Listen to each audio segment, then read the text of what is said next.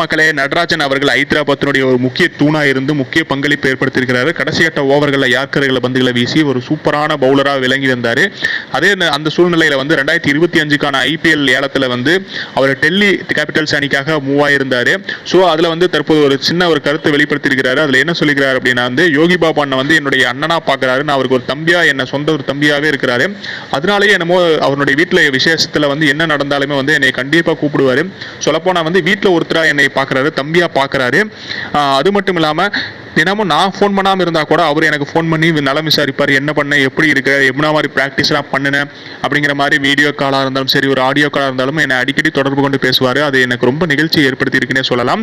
யோகி பாபு என்னை பொறுத்த வரைக்கும் அவர் அன்பினுடைய ஒரு உச்சகட்டம், ஒரு உயரம்னே சொல்லலாம் அப்படிங்கிற மாதிரி நடராஜன் அவர்கள் சொல்லியிருந்திருக்காரு. டெல்லி கேபிட்டல்ஸ் அணிக்காக விளையாட போகிற நடராஜன் எந்த மாதிரி பர்ஃபார்மன்ஸை வெளிப்படுத்துவார் அப்படிங்கிற மாதிரி தமிழ் ரசிகர்களும் எதிர்பார்ப்பு ஏற்படுத்தியிருக்கு. நம்ம சேனலுக்கு நீங்கள் புதுசாக மறக்காம நம்ம சேனலை சப்ஸ்கிரைப் பண்ணிட்டு பாருங்க. நன்றி, வணக்கம்.